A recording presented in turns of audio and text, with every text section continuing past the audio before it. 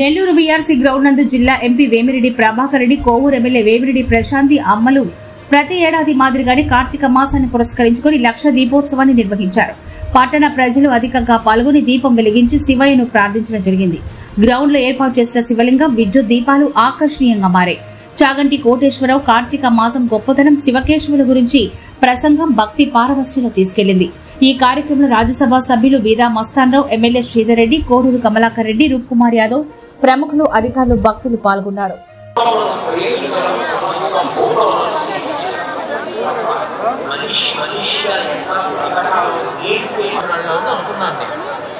ఆయన అన్న మాట నా జీవితంలో నేను ఎప్పటికీ మర్చిపోయాను. ఆయన అన్నాడు, ఎప్పటి నుంచి నించున్నాడు, కింద నుంచి ఉంటే నాలాంటి వాళ్ళు కలపడని ఆ పల్లపీఠం మీద కాలు కలపకుండా అలాగే నించున్నాడు కదా, నించి కాళ్ళు పెట్టవా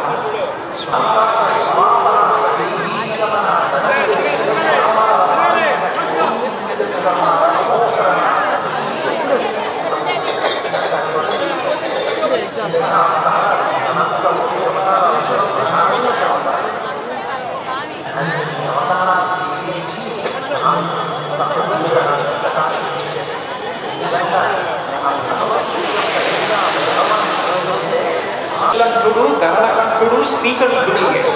తెల్లగా ఉన్న వాళ్ళకి చిన్న మచ్చ వస్తే చాలా బాధపడిపోతారు. అయ్యో మచ్చ వచ్చింది కనపడుతుంది. అంత తెల్లటి శంకరుడు స్ఫటికమణి నిభం మచ్చ తెచ్చుకున్నాడు లోకం కోసం, గర్వాన్ని భుజించి. భావన ఉంటే ఆ భావజాలను అన్ని తినిపించుకుంటుంది. ఇందాక నేను అట్లా వెళ్ళి ఇట్లా వచ్చేస్తుంటే అక్కడ పార్వతీ పరమేశ్వరుడి దగ్గర పద్నాలుగు కాగితాలు ఒక యంత్రంలో పెట్టి పైకి వెళ్ళేటప్పుడు వాళ్ళ మీద పడేటప్పుడు చిరుగుతున్నారు. ప్రభాకరుడి గారి మొహం ఎంతగా ఈ కాగితాలు చెప్పడం కాగితంలో వేస్తే పువ్వులు వేయండి, లేకపోతే మానేయండి, పిచ్చి పనులు చేయండి. నేను ఎంత సంతోషించాను. చికిత గోపీ గోపంతికి గోవర్ధనోద్ధరణం చేసి 7 రోజుల పాటు ఎత్తి పట్టుకున్నాడు కొండ. చిన్నపిల్లాడు, కొండ వదిలేస్తే నజ్జైపోతాం, బయట నించుంటే వడగళ్ల వానకి కాళ్ళు చేతులు విరుగుతాయి, లోపలికి వెళ్ళకంటని కొంతమంది బయట నించుంటే బతిమాలుకున్నాడు, నన్ను నమ్మండి, ఈ కొండ కిందకి ప్రాణిలో మనుషాదయ అన్నాడు. నాకు మనుష్యుడి చేతిలో మరణం అక్కర్లేదని అడగను. ఎందుకు అడగనంటే మనిషి గడ్డి పరకతో సమానం, వాడు నందించేస్తాడన్నాడు. అంత అవమానించాడు మనిషి. అటువంటి మనిషిగా వచ్చి రావణ సంహారం చేయడానికి, మనిషిగా పుట్టాలంటే ఆ యుగంలో తల్లి గర్భంలో 12 నెలలు తల కిందకి కాళ్ళు పైకి పెట్టి పెరగాలి. భగవంతుడికి అవసరమా? తతశ్చ ద్వాదశే మాసే చైత్రే నవమికే తిథౌ నక్షత్రేదితి దైవత్యే సోచ్ఛ సంస్థేషు పంచషు గ్రహేషు కర్కటే లగ్నే వక్పతాం నిద్దునాసః ప్రోద్యమానే జగన్నాథం సర్వలోక నమస్కృతం. నరుడిగా వస్తే తప్ప రావణ సంహారం చెయ్యలేనని 12 నెలలు కౌసల్యా గర్భవాసం చేసి రాముడిగా వచ్చి, ఒక నరుడు ఎన్ని కష్టాలు పడతాడో అన్ని కష్టాలు పడి, తండ్రి మరణిస్తే అంత ఏడ్చి, భార్య కనపడకుండా ఉంటే అంత ప్రయత్నం చేసి సీతమ్మని తెచ్చుకొని రావణ సంహారం చేశాడు. భగవంతుడు అంతటి వాడు అన్ని కష్టాలు పడ్డాడు. కృష్ణ పరమాత్మగా వచ్చి సుఖపడిపోయాడా?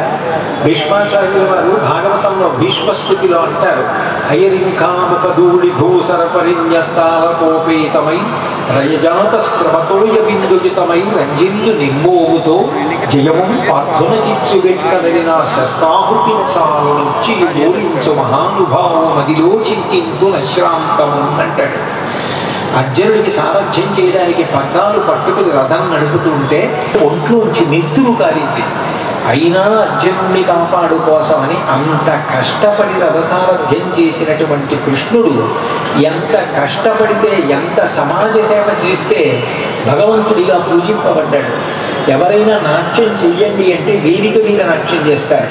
ఆయన 101 పడగలు ఉన్నటువంటి కాళీయుడి యొక్క పడగల మీదకి ఎక్కి యమునా నది జలాలు ఆవులు తాగితే మరణించకుండా ఉండాలని, భయంకర సర్పం కాళీయుడిని యమునా నది నుంచి సముద్రానికి పంపించేయాలని, దశ దామోదర పాదఘాతల చందం